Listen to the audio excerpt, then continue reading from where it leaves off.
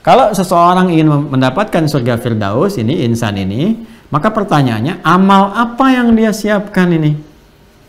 Ya, yang bisa dia titi, dia siapkan saat dia berada di bumi, sekarang dia masih hidup untuk mendapatkan anugerah surga Firdaus ini.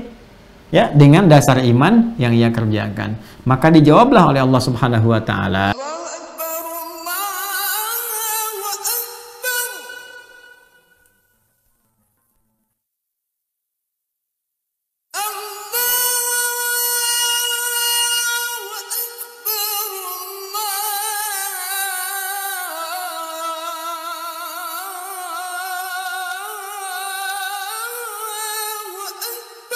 Ini kurikulum surga Firdaus yang ada dalam Al-Quran. Ragam pertama, ini yang banyak dipilih oleh teman-teman sekalian. Ya, berdasarkan pilihan, kebanyakan dari kita menginginkan mendapatkan surganya itu Firdaus. Saya tuliskan di sini gitu ya, surga Firdaus. Ya, ini teman-teman sekalian. Nah, kan konsepsinya begini, yang tadi kita terangkan di awal. Ya, kita turunkan ini ke sini ya. Untuk mendapatkan surga, ini ragam surga yang pertama, yang tingkat paling tinggi yang sering kita inginkan, kan? Untuk mendapatkan ini kan, tadi masih ingat konsepsinya? Ini bisa didapatkan oleh setiap insan, setiap manusia yang bisa memadukan iman, ini kunci utamanya, kan? Dengan amal soleh, kan? Amal soleh, kan? Kalau kita berikan seperti ini, nah. Amal soleh. Baik, fokus ya. Kalau kita bisa padukan iman dan amal soleh, setiap manusia itu berpeluang mendapatkan ragam surga. Nah, surga yang diantara ragam surga ini, satu kita beri contoh ini, ya, surga Firdaus. Jadi seperti ini diagram yang dibangunnya.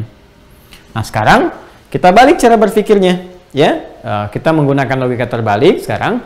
Kalau seseorang ingin mendapatkan surga Firdaus ini, insan ini, maka pertanyaannya, amal apa yang dia siapkan ini? Ya, yang bisa dia titi, dia siapkan saat dia berada di bumi, sekarang dia masih hidup untuk mendapatkan anugerah surga Firdaus ini. Ya, dengan dasar iman yang ia kerjakan. Maka dijawablah oleh Allah Subhanahu wa taala pertanyaan kita dimaksud dengan menurunkan diantaranya surah ke-23. Surah Al-Mu'minun, ini surah ke-23 ya, kita turunkan dari ayat 1 sampai dengan ayat 11. Ya, saya batasi ini. Ayat 1 ini ya, sampai dengan ayat berapa? Ayat 11. Ya, yuk kita baca teman-teman sekalian, ya. A'udzubillahi minasyaitonirrajim. Bismillahirrahmanirrahim. Yang ini ya. Ya, sebelum ke sana coba saya perkecil dulu yang ininya supaya yang ini bisa jadi lebih besar ya. Saya turunkan dulu sedikit. Nah, ini saya coba apa namanya? Kita coba ini hapus dulu ya. Nggak apa-apa lah, biar berjalan aja. Nah, kembali dulu aja ke sini. Kita besarkan ya. Nah, biar kelihatan. Ya. Fokus ya, teman-teman sekalian. Lihat sini. Qad aflahal mu'minun. Ya. Ini. Qad aflahal mu'minun. Qad harfu tahqiq wa taukid. Qad di dalam bahasa Arab itu fungsinya harfu tahqiq, huruf yang menjamin, memastikan sesuatu, wa taukid, dan meyakinkan. Biasanya qad menyertai kata kerja. Kalau tadi inna anna itu menyertai kata benda, kalau qad menyertai apa? Kata kerja. Jadi kalau ingin menjawab yang tadi, kalau Anda ingin mendapatkan rahmat, ingin surga dan sebagainya, maka siapkan pekerjaan, siapkan aktivitas, siapkan amal soleh, amalkan pekerjaan, ya. Nah, kalau Anda bisa kerjakan itu, maka insya Allah jaminan Allah diberikan dengan rahmatnya. Nah, makanya ketika Allah membuka amalan-amalan untuk penghuni surga Firdaus itu menggunakan huruf tahqiq ini, qad dan taukid, memastikan. Tapi kepastian ini bisa didapatkan jaminannya kalau kita bisa berkomitmen untuk berikhtiar lewat amal kita, pekerjaan kita. Jadi ke surga itu bukan di lamunan, bukan dengan melamun bisa masuk surga, tidak, harus ada aktivitas, ada ikhtiar, amal soleh. Ya, yang paling menarik apa? Kuncinya tetap ini formulasinya, iman dulu. Makanya langsung Allah buka dengan kalimat qad aflahal mu'minun. Ya. Orang yang beriman itu, dan ini menggunakan isim fa'il ya. Kata bendanya formulasinya isim fa'il. Jadi kalau ada satu ungkapan kata benda menggunakan isim fa'il, itu di ilmu balaghah itu menunjuk juga sifat taukid. Ya, yang konsisten artinya komitmen. Ya, jadi bukan sekedar beriman. Jadi kan ada bentuknya kata kerja amanu, yu'minun. Ini pakai mu'minun. Nah, kalau menggunakan bentuk mu'minun, ya isim fa'il itu lebih stabil. Artinya kalau kita terjemahkan, orang-orang yang punya iman stabil, yang komitmen dengan imannya. Ya kan? Yang menjaga imannya. Jadi orang-orang yang mampu menjaga imannya, komitmen dengan imannya, komitmen dengan keyakinannya, itu dijamin oleh Allah pasti hidupnya bahagia. Nah, ini dia. Hidupnya pasti bahagia dan sukses. Karena aflah itu seakar dengan kata falah. Ya kan, asalnya itu aflaha yuflihu, akar kata utamanya falah. Ya, falah itu apa? Ya, falah itu kan terjemahannya dua, success and happiness. Sukses dalam titian aktivitas kehidupannya dan bahagia dia. Dan itu diingatkan setiap hari dalam sholat kita itu kan, sebelum kita menunaikannya kan ada adzan diperdengarkan di telinga kita 5 kali dalam sehari. Hayya 'alas shalah, hayya 'alal falah, hayya 'alal falah, dan hayya 'alal falah, hayya 'alal falah, hayya 'alal falah 5 kali. Subuh, zuhur, asar, maghrib, isya, setiap pergantian waktu dalam sehari. Ya, kamu orang beriman tuh mesti sukses. Orang beriman tuh mesti bahagia. Diingatkan terus. Ayo, kalau sedang meniti karir harus sukses. Sukses, sukses. Dengan kesuksesan itu dia bisa ibadah. Ya, dengan jabatan bisa ibadah, dengan harta bisa ibadah. Gimana mau zakat infak kalau nggak ada hartanya? Ya, gimana kalau bisa bikin kebijakan-kebijakan yang baik yang Allah sukai kalau nggak punya kedudukannya? Demikian seterusnya. Ya, dan bahagia. Jadi orang-orang yang beriman itu potensial sukses dan bahagia. Ya, contohnya udah banyak. Betapa Utsman bin Affan radhiyallahu taala anhu, Abdurrahman bin Auf, Tamim ad-Dari, Abu Bakar as-Siddiq itu kan tipikal orang-orang sukses. Karirnya dapat, dunianya, hidupnya bahagia gitu kan. Padahal transformasinya dari jahiliyah menjadi apa? Khairu ummah. Artinya Allah berikan gambaran kepada kita. Orang setelahnya banyak juga yang meniru seperti apa aktivitas Abu Bakar, Utsman dan semuanya. Ya, Umar bin Khattab, Ali bin Abi Thalib radhiyallahu taala anhum jami'a, itu kurikulumnya diwariskan, dipraktekkan dan meraih kesuksesan. Sangat luar biasa dan bahagia. Nah, jadi kalau ada orang beriman yang belum merasakan kebahagiaan misalnya, ukuran kebahagiaan pertama itu kan ketenangan dalam hatinya. Ya, harta itu nggak bisa jadi ukuran. Ya, kedudukan nggak bisa jadi ukuran. Kadang-kadang orang-orang yang harta misalnya berlebih kan, kedudukan juga tinggi tapi hatinya nggak tenang kan tetap saja kurang merasakan kebahagiaan. Sehingga saya selalu menyampaikan satu pertanyaan begini, ya, pilih mana misalnya, kaya tapi gelisah atau miskin tapi tenang. Ya, tetap kan pilihannya ketiga kan, kaya tapi tenang. Tapi ketenangan tuh nggak bisa dibuang gitu. Ya, ketenangan nggak bisa dibuang, karena itulah banyak ibadah didesain untuk menenangkan hati. Nah, karena itu kalau ada orang beriman tapi nggak mendapatkan falah, minimal dia kurang tenang misalnya kan, itu patut dipertanyakan. Pasti ada persoalan dalam konsistensi imannya, ada persoalan yang perlu diperbaiki. Nah, bagaimana memperbaiki iman itu, mencas iman supaya stabil, supaya komitmen? Nggak ada yang lain kecuali apa? Kecuali kita menyinergikan dengan pasangannya, itu amal soleh ini. Ya, karena itulah di dalam Al-Quran itu pasangan ini senantiasa saling mengisi gitu. Kalau ada kata iman, ada amal soleh. Ada amal soleh, ada kata iman dengan beragam derivasinya. Apakah itu amanu kata kerja, yuminun bentuk progresif, apakah mukminun atau mukmin gitu kan? Itu teriring dengan amal soleh. Nah, nanti biasanya setiap ada menemukan kata iman, baik itu amal soleh yang diungkapkan dalam bentuk general umum ataupun detil. Apa di antara detilnya misalnya? Ya, kita lihat sekarang. Kalau ada orang yang ingin komitmen, ya misalnya imannya konsisten, setelah kita komitmen beriman, ingin konsisten, ingin kuat, ingin stabil, ingin dijaga, kita bertanya bagaimana caranya ya Allah? Maka Allah menjawab, nih kamu bisa lakukan alladzina. Tuh, sekali lagi bentuknya alladzina, sama dengan yang ini ketika kita mendapatkan Al-Baqarah ayat 25 itu yang telah kita bahas, wabasyiril ladzina. Artinya bahagia itu milik semua orang, milik semua hamba, bukan milik si kaya saja. Bukan milik misalnya si yang punya kedudukan saja, bukan milik si yang punya ilmu saja, milik semua, milik kita. Ya, tapi hak kita itu mesti diikhtiarkan lewat apa? Kewajiban kita. Ya, kata Allah alladzina. Orang-orang yang bisa mendapatkan kebahagiaan, keberuntungan, kesuksesan, orang beriman itu maka syaratnya harus bisa dikuatkan lewat amal saleh. Satu, hum fi sholatim, mereka itu, ini tanpa kecuali, fi sholatim khashi'un. Satu, gitu kan? Nah, ini sangat menarik teman-teman sekalian. Mohon izin, saya pindahkan dulu ini supaya bisa didetilkan. Nah, sini aja. Nah, yang ini saya pindahkan sini ya, teman-teman sekalian ya. Ini satu, amalannya salat yang khusyuk. Satu, ya. Salat yang khusyuk. Terus, dua. Teruskan ya. Walladzina hum 'anil lagwi mu'ridun, kan? Meninggalkan segala yang sia-sia, ya kan? Dia abai atau meninggalkan kepada yang segala yang sia-sia. Ya, segala yang sia-sia yang tidak bermakna, ya. Kemudian yang ketiga, nih, walladzina hum lizzakati fa'ilun. Orang-orang yang dia mampu berzakat. Nah, nanti kita akan turunkan ini. Kemudian walladzina hum li furujihim hafizun, menjaga kehormatan dirinya. 4, jaga kehormatan, ya. Tidak selingkuh, tidak berzina, ya kan? Illa ala azwajihim aw ma malakat aymanuhum fa innahum ghairu malumin, kecuali pada pasangan yang sahnya. Ini ya, yang keempat ini didetilkan kembali. Jaga kehormatan, jangan sampai selingkuh, jangan sampai berzina, jangan macam-macam, kecuali silahkan salurkan hasrat seksual dan sebagainya kepada pasangan yang sahnya. Kemudian famani betaka wara dzalika faulaika humul adun, siapa yang melampaui batas itu, itu yang sesungguhnya sedang merugikan dirinya sendiri, ya, dia sedang mencelakakan dirinya sendiri. Jadi kalau orang-orang yang melampaui batas ini, semacam konsepsi tadi misalnya kan, sudah punya pasangan, ternyata mohon maaf istikharah untuk mencari istri orang misalnya kan, itu kan nggak tepat gitu ya.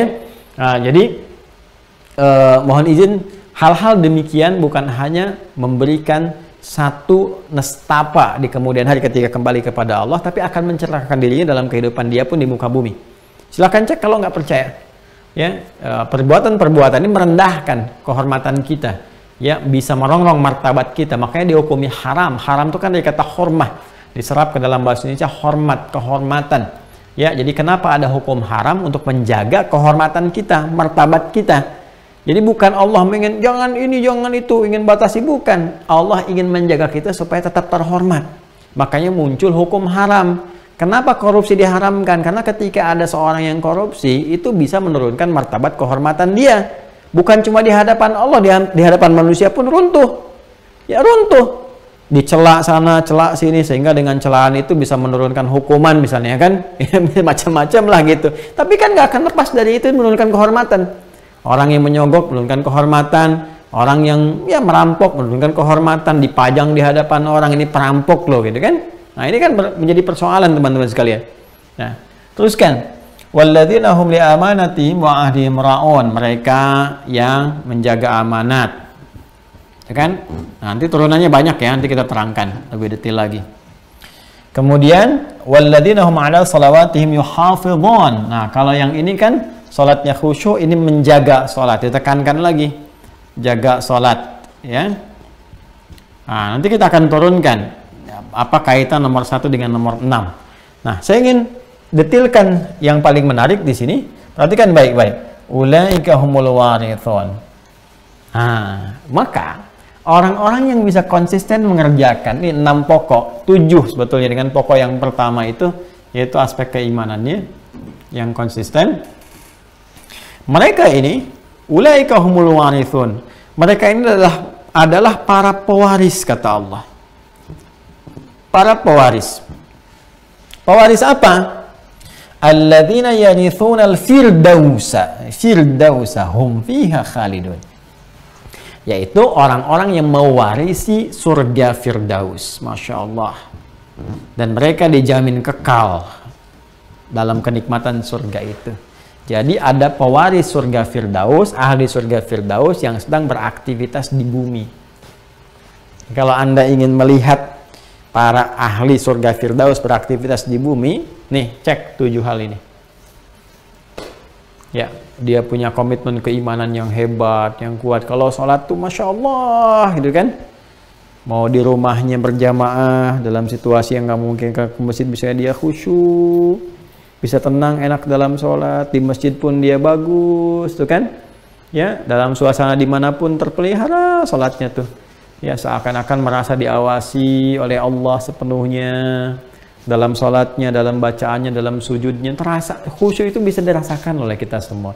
Ada kenikmatan tertentu yang tak bisa terganggu dengan suasana apapun gitu. Nanti itu ada babnya sendiri, bagaimana cara sholat khusyuk ada babnya sendiri.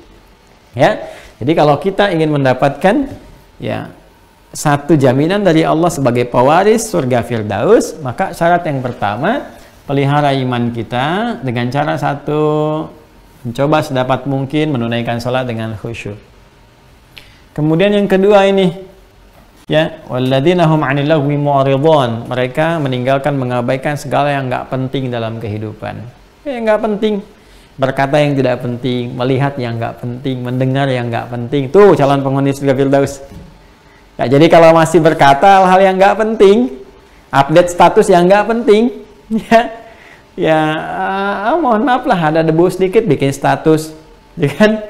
Ya, lampu merah tiba-tiba jadi biru, harusnya hijau, bikin status, macam-macam lah. Hal-hal yang sifatnya nggak harus di-update pun di-update juga. Yang harusnya nggak di-broadcast juga, itu nggak penting namanya. Maka belum masuk ke dalam kualifikasi ini. Ya, melihat yang nggak penting, mendengar yang nggak penting, berpikir yang nggak penting. Maka kita harus bisa beralih kepada aspek-aspek yang memang positif, yang esensial sesuai dengan kualifikasi ini.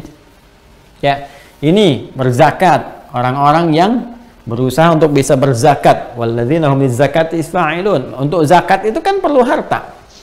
Jadi orang-orang ini mencari harta itu bukan hanya untuk memamerkan hartanya. Kalau yang sudah pamer itu banyak, teman-teman. Ya, saya ingin cuma sampaikan kalau ada orang orientasi mencari harta, memperbanyak harta untuk memamerkan hartanya di hadapan banyak orang, menunjukkan bahwa dia orang kaya dengan segala tampilannya, itu terlambat sekali. Karena dulu sudah ada Qarun misalnya, dan Qarun disebutkan wa inna mafatihahu latanu'u bil usbah, bagaimana kunci-kunci berangkasnya saja, gudang-gudangnya itu nggak bisa dipikul oleh para bodyguardnya saking kaya dan sebagainya, tapi tenggelam juga. Di kisah surat Al-Kahf kan, ya, kisah kedua yang viralnya setelah kisah para pemuda itu kan kisah siapa? Dua pemilik kebun kan, pemilik dua kebun yang berdialog memamerkan kebunnya dan sebagainya. Kan ada 4 kisah viral kan di surah Al-Kahf itu, kisah para pemuda, kisah pemilik 2 kebun, dialog dengan orang kaya dengan sahabatnya yang biasa, kemudian kisah Nabi Musa kan dengan orang soleh ya, bernama Khidir atau disebut juga dengan Nabi Khidir. Nah, di dalamnya ada asisten yang Yusha bin Nun itu, yang keempat Dzulkarnain kan. Baik, jadi di kisah itu udah banyak gitu ya. Di Al-Baqarah juga ada bagaimana Allah mengisahkan tentang seseorang yang di ayat 266 itu ya, sampai dengan ke bawahnya itu kita akan lihat bagaimana seseorang yang punya kebun banyak dan sebagainya, tapi semua itu hancur. Ada karena musibah yang dikirimkan, ada yang kebakaran, ada yang macam-macam dan sebagainya. Jadi kalau cuma memperbanyak harta dan untuk menampilkan dalam kehidupan dunia saja, ya mohon maaf, itu bukan kualifikasi yang ini. Jadi orang-orang penghuni Firdaus itu bisa jadi dia itu bisnismen, pengusaha. Kalau sekarang dia punya hotel misalnya kan, dia punya resto, dia punya perusahaan ini, perusahaan ini, tapi niat dia mengumpulkan itu semua itu tujuannya untuk mengamalkan spirit Firdausi dalam Al-Quran. Dia bisa zakat, dia bisa berbagi ibadah lewat hartanya. Jadi mengumpulkan harta itu buat ibadah gitu. Itu yang keren tuh. Yang keren itu yang itu. Ya, dia yang keren tuh bukan tampil berdasi tapi membawa banyak dosa. Yang keren itu ketika dia tampil dengan segala kebaikannya itu ya, untuk bisa mendapatkan ridha Allah dan mencapai apa yang diharapkan nih. Ya. Ini yang paling luar biasa. Kemudian kita lanjutkan ya, walladzina hum li furujihim hafizun, menjaga kehormatan dirinya. Ya, jaga diri baik-baik. Itu sudah tadi saya sampaikan. Ya, walladzina hum li amanatihim wa ahdihim ra'un, mereka menjaga amanat, janji-janjinya. Amanat itu banyak nanti ya. Nanti babnya, ini babnya semua tersendiri. Kita bisa detailkan lagi di Al-Quran, nanti banyak ayatnya. Saya baru berikan gambaran umum saja. Ya, maaf, Istri untuk suami adalah amanat. Suami untuk istri adalah amanah. Anak itu amanah bagi orang tua. Orang tua amanah bagi anak. Jangan jauh-jauh dulu ya. Ke kedudukan, misalnya ke harta. Jangan jauh-jauh. Diri kita pun amanah. Ini mata kita ini punya siapa? Jangan jauh punya kita. Yang punya Allah. Kan kita katakan. Al-Baqarah ayat 156 itu. Alladzina idza asabathum musibah qalu inna lillahi wa inna ilaihi raji'un. Quran surah kedua ayat 156. Kan kita selalu mengatakan semua itu milik Allah. Inna, bahkan diri kita pun lillah. Semua punya Allah. Ini mata ini punya Allah, dititipkan ke kita. Ya, untuk digunakan ibadah, untuk mendapat rahmat Allah Subhanahu wa taala. Semua milik Allah. Semua, kita nggak punya apa-apa. Termasuk diri kita. Makanya ketika Allah titipkan kepada kita untuk digunakan, sebetulnya maslahatnya kembali kepada kita lagi, maka gunakan dengan baik. Jaga amanah ini. Jaga amanah lisan untuk melihat, mendengar, ya, telinga mendengar, mata melihat, lisan bicara. Jaga amanah lisan untuk bicara yang baik, telinga mendengar yang baik, sampai ke ujung kaki melangkah yang baik. Itu amanah.